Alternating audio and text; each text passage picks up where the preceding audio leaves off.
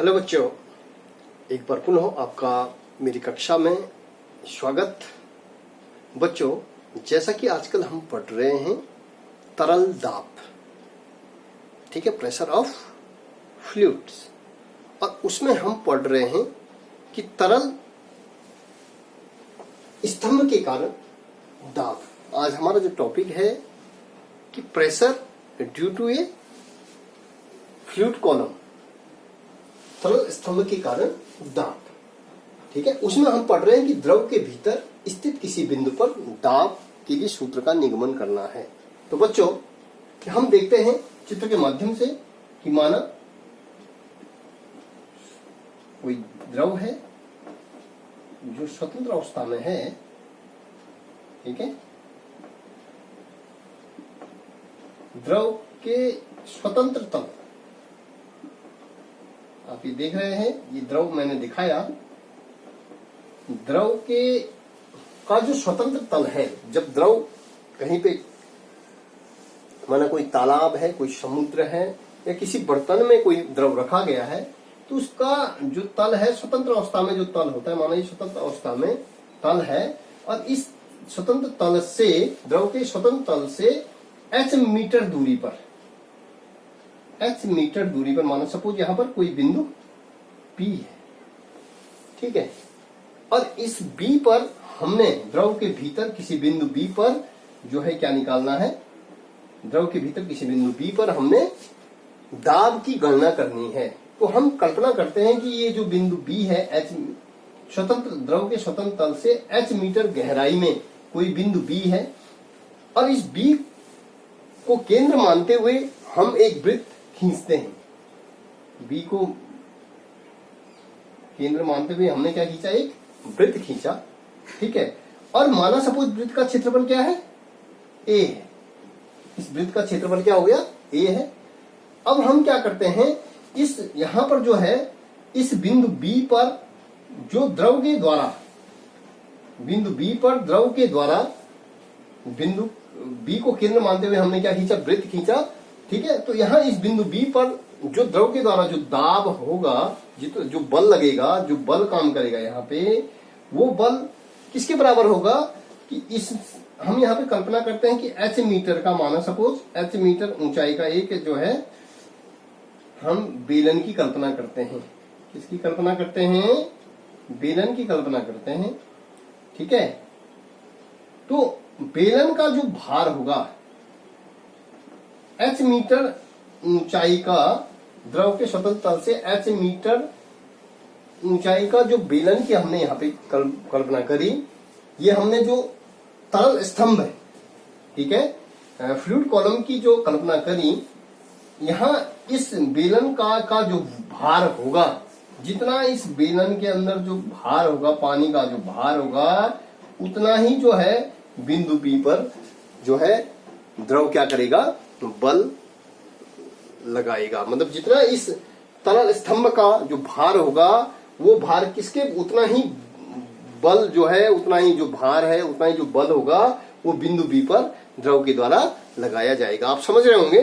तो माना जो है, हम मानते हैं कि h मीटर ऊंचाई पर जो है, हम लोग जो है बिंदु B से h मीटर ऊंचाई पर हम क्या कर रहे हैं, h मीटर ऊंचाई पर हम ये किसकी कल्पना कर रहे हैं, हम बेलन की कल्पना कर रहे हैं। तो सबसे पहले हम निकालते हैं बेलन का आयतन। जो बेलन है,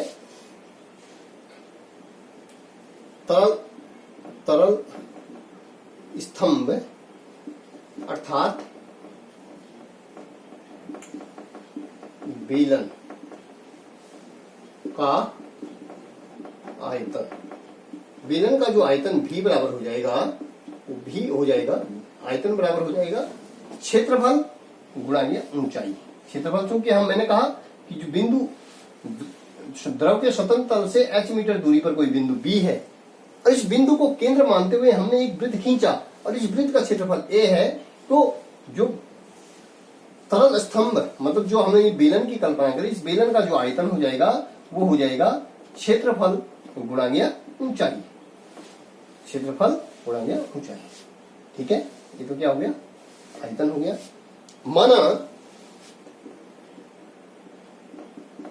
द्रव का घनत्व रो है। द्रव का घनत्व क्या है? माना द्रव का घनत्व रो है, तो हम जानते हैं कि घनत्व बराबर, घनत्व जिसको हम रो बोलते हैं, रो बराबर होता है, रो बराबर हो जाएगा द्रव्यमान बटे आयतन। द्रव्यमान बटे आयतन, ये द्रव्यमान हो गया बटे आयतन। ठीक है, इसको हमने इसलिए द्रव स्तंभ या तरल स्तंभ या बेलन का जो द्रव्यमान होगा, तरल स्तंभ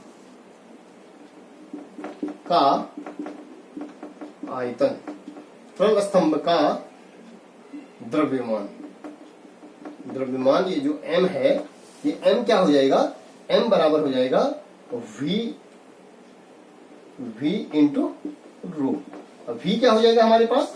v आपको है a, v के बराबर निकाला है मैंने, a गुणा गया h, क्षेत्रफल गुणा गया ऊंचाई इंटू रो। ठीक है, ये हमारा क्या निकल गया? द्रव्यमान निकल गया। किसका?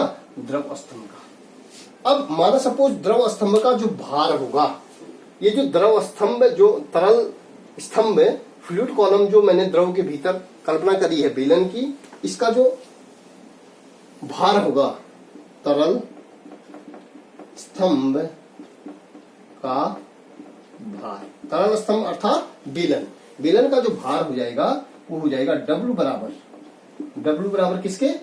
W बराबर mg के। क्योंकि तरल स्तंभ का जो द्रव्यमान मैंने निकाला है वो बच्चों वो निकाला है a इंटू एच इंटू रो के। ठीक है, और ये इसका क्या हो जाएगा? भार।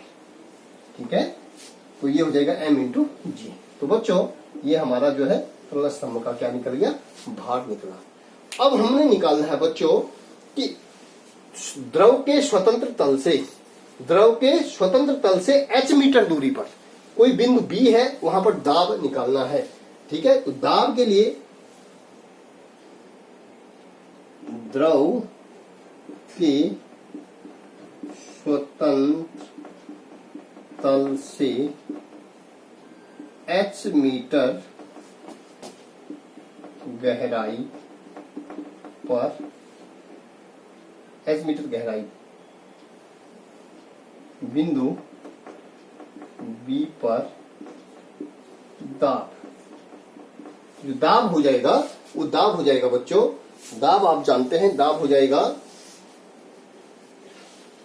दाब हमारा हो जाएगा P बराबर हो जाएगा लंबवत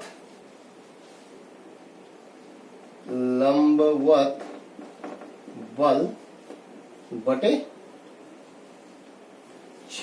लंबवत बल बटे क्षेत्रफल, लंबवत बल बटे क्षेत्रफल। अर्थात द्रव के स्वतंत्र तल से h मीटर दूरी पर जो बिंदु B है, यहां पर जो दाब हो जाएगा वो दाब हो जाएगा लंबवत बल। किसका लंबवत बल?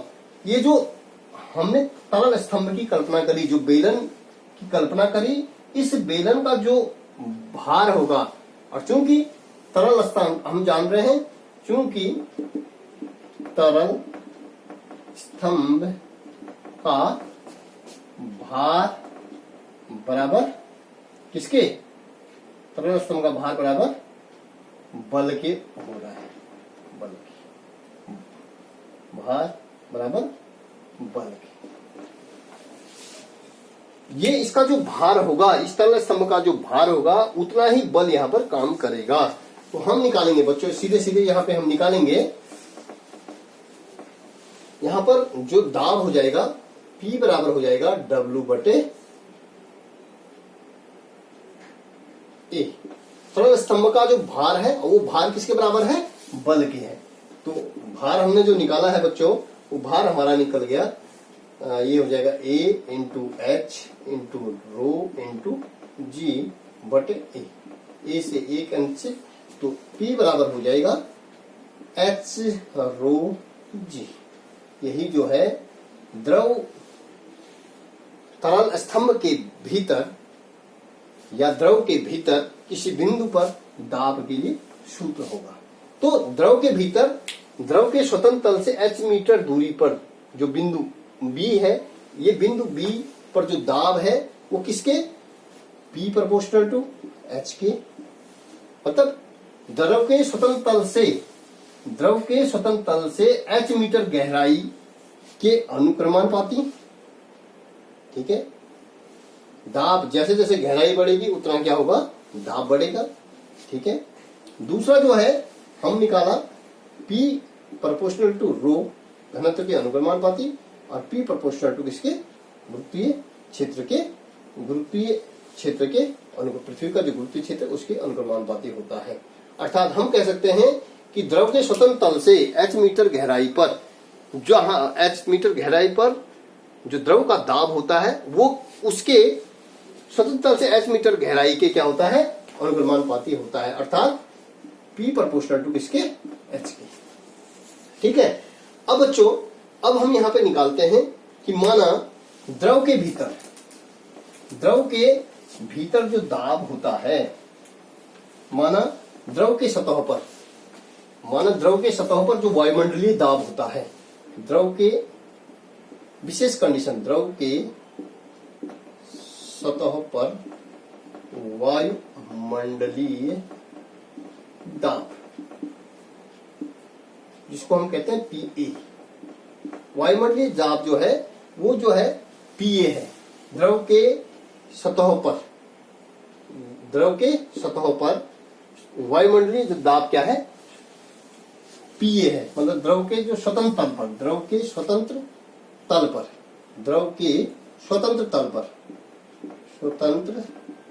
तल पर वायुमंडलीय दाब PA है। तो द्रव के भीतर जो दाब हो जाएगा, वो दाब कितना होगा। यदि द्रव के सतह पर जो वायुमंडलीय दाब है, स्वतंत्र अवस्था में रखे जो द्रव है वहां पर जो वायुमंडलीय दाब PA है, तो द्रव के भीतर जो दाब है, माना द्रव के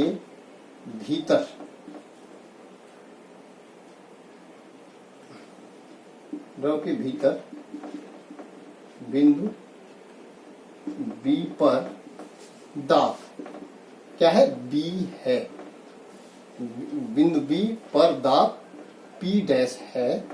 तो जो दाब हो जाएगा वो दाब किसके बराबर हो जाएगा, जो दाब हो जाएगा, द्रव के भीतर जो दाब हो जाएगा P डैश बराबर किसके, वायुमंडलीय दाब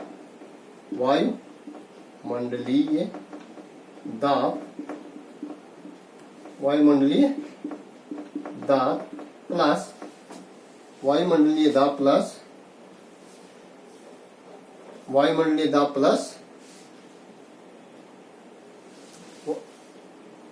द्रव के भीतर वायुमंडलीय दाब प्लस h मीटर गहराई पर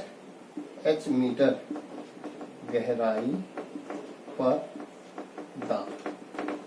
ठीक है, h मीटर गहराई पर दाब। तो ये हो जाएगा P डैश बराबर वायुमंडलीय दाब PA प्लस ये जो h मीटर गहराई पर जो दाब के लिए सूत्र निकाला है हमने, रो एच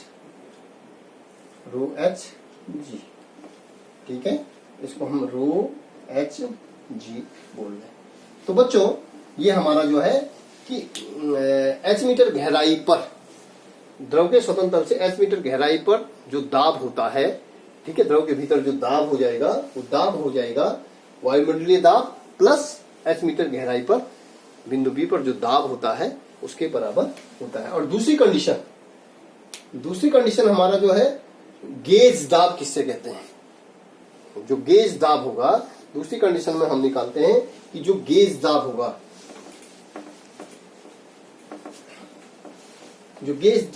कि द्रव के भीतर किसी बिंदु पर जो बाह्य दाब है, ठीक है, द्रव के भीतर किसी बिंदु पर जो बाह्य दाब हो जाएगा वो हो जाएगा P डैश माइनस वायुमंडलीय दाब PA के अंतर को हम क्या कहते हैं, गेज दाब कहते हैं, रो एच जी। गेज दाब किससे कहेंगे कि द्रव के भीतर किसी बिंदु पर जो दाब है, ठीक है, और जो स्वतंत्र अवस्था में द्रव के स्वतंत्र अवस्था स्वतंत्र तल पर द्रव के स्वतंत्र तल पर जो दाब है, जो वायुमंडलीय दाब, उसके अंतर को आप क्या कहेंगे? गेज दाब कहते हैं। ठीक है, ये क्या हो जाएगा? गेज दाब, गेज दाब, GAU, gauge pressure, gauge pressure. ये क्या हो जाएगा? Gauge pressure. किससे कहेंगे? कि द्रव के भीतर किसी बिंदु पर जो दाब होगा और द्रव के स्वतंत्र सतहों पर, द्रव के तल के स्वतंत्र सतहों पर जो वायुमंडलीय दाब के अंतर को हम कहते हैं गेज दाब कहते हैं। तो बच्चों, इसमें जो है एक न्यूमेरिकल्स है, इस न्यूमेरिकल्स को हम करेंगे, इससे हम जो है गेज दाब को स्पष्ट तरीके से समझेंगे। बच्चों, ये क्वेश्चन जो है इससे संबंधित तरल स्तंभ के कारण दाब, मतलब द्रव के भीतर किसी बिंदु पर जो दाब है, कुल दाब होता है, वो कुल दाब हमने निकाला था। कुल दाब के लिए मैंने सूत्र आपको बताया था बच्चों, P डैश बराबर वायुमंडलीय दाब प्लस द्रव स्तंभ के कारण, जल स्तंभ के कारण या तरल स्तंभ के कारण जो दाब होता है वो कितना होता है? P होता है कुल दाब। मैंने ये सूत्र आपको निकाल के दिखाया था। ठीक है, तो आइए एक एग्जाम्पल हम करते हैं, एक क्वेश्चन हम करते हैं। एक गोताखोर समुद्र में 30 मीटर की गहराई में तैर रहा है। ठीक है, उस पर लगने वाला कुल दाब कितने वायुमंडलीय दाब के बराबर होगा? ठीक है, मैंने कहा कि जो द्रव है, जिस समुद्र में गोताखोर तैर रहा है, तो समुद्र का जो सतह है, जो स्वतंत्र अवस्था में जो सतह है समुद्र की, मतलब ये समुद्र है, सपोज मान लीजिए ये समुद्र है। ठीक है, और समुद्र के का जो तल है, जहां पर द्रव क्या है? स्वतंत्र अवस्था में है। ठीक है, ये समुद्र है, और यहाँ पर जो है स्वतंत्र अवस्था में जहां पर द्रव है, वहां से h मीटर दूरी पर, मतलब 30 मीटर, यहाँ पर क्वेश्चन में कह रहा है कि एक गोताखोर समुद्र में 30 मीटर की गहराई में, जो h है h मीटर और h बराबर 30 मीटर है, 30 मीटर की गहराई में यहाँ पे तैर रहा है। ठीक है, गोताखोर तैर रहा है। तो मैंने कहा था कि द्रव का जो जहां पर स्वतंत्र अवस्था में, स्वतंत्र सतहों पर, स्वतंत्र तल पर, द्रव के स्वतंत्र तल पर जहां पर द्रव क्या है? स्वतंत्र अवस्था में है, वहां पर वायुमंडलीय दाब माना सब कुछ PA है। और यहाँ पर जो है द्रव के स्वतंत्र तल से h मीटर की गहराई पर, मतलब 30 मीटर की गहराई पर, यहाँ पर जो दाब होगा, वो दाब जो है, वो दाब हमने जो है वो तैर रहा है। तो यहाँ पर जो दाब लग रहा है, जो बल काम कर रहा है, जहां पर गोताखोर तैर रहा है, वहां पर हमने दाब, सबसे पहले वो दाब को निकालेंगे। ठीक है ना, तो उस पर लगने वाला कुल दाब कितने वायुमंडलीय दाब के बराबर होगा? तो सबसे पहले बच्चों हम यहाँ पर दाब निकालेंगे। ठीक है, 30 मीटर गहराई पर जो गोताखोर पर जो दाब लग रहा है, तो हमारे पास दिया गया है इसमें समुद्र का घनत्व है हमारे पास। हम देखेंगे इसका आंसर हम कैसे निकालेंगे। घनत्व दे रखा है रो है हमारा 1000 kg पर मीटर क्यूब, 1000 kg पर मीटर ये घनत्व है। ठीक है, और हमारे पास वायुमंडलीय दाब दिया गया है, PA दिया गया है, PA बराबर 1.0 इंटू 10 की घात -5 न्यूटन प्रति मीटर स्क्वायर, ये आप जानते हैं। और G की वैल्यू हमारे पास दी है, ये क्वेश्चन में हमें दिया गया है। ठीक है, मीटर प्रति सेकंड स्क्वायर। और हमारे को दिया है h मीटर गहराई, जहां पर समुद्र तल से h मीटर गहराई पर, h की वैल्यू दे रखी 30 मीटर गहराई पर गोताखोर तैर रहा है। तो वहां पर हमने जो है 30 मीटर गहराई में दाब निकालना है। तो आप जानते हैं कि वहां पर जो दाब हो जाएगा वो आपने निकाला है h मीटर गहराई पर, द्रव के स्वतंत्र तल से h मीटर गहराई पर जो दाब के लिए सूत्र निकाला हमने, h रो जी। यहाँ पे हम वैल्यू निकाल सकते हैं। h की वैल्यू हमारे पास 30 इंटू, तो हमारे पास जो है रो की वैल्यू है 1000 इंटू जी की वैल्यू है 10। तो ये हम निकालेंगे। तो ये जो है हमारा जो है दाब निकल गया, ये हो जाएगा 1 2 3 4 5, 3 गुणा 10 की घात 5 न्यूटन प्रति मीटर स्क्वायर। ठीक है, ये हमारा क्या निकल गया? जल स्तंभ के भीतर, मतलब जल स्तंभ के भीतर दाब, जल स्तंभ के भीतर जो दाब होगा या जल स्तंभ के भीतर एच मीटर गहराई पर दाब हो जाएगा, ये हो जाएगा 3 × 10⁵ न्यूटन प्रति मीटर स्क्वायर। ठीक है। अब हमने जो है, चूंकि हम जानते हैं बच्चों कि जो है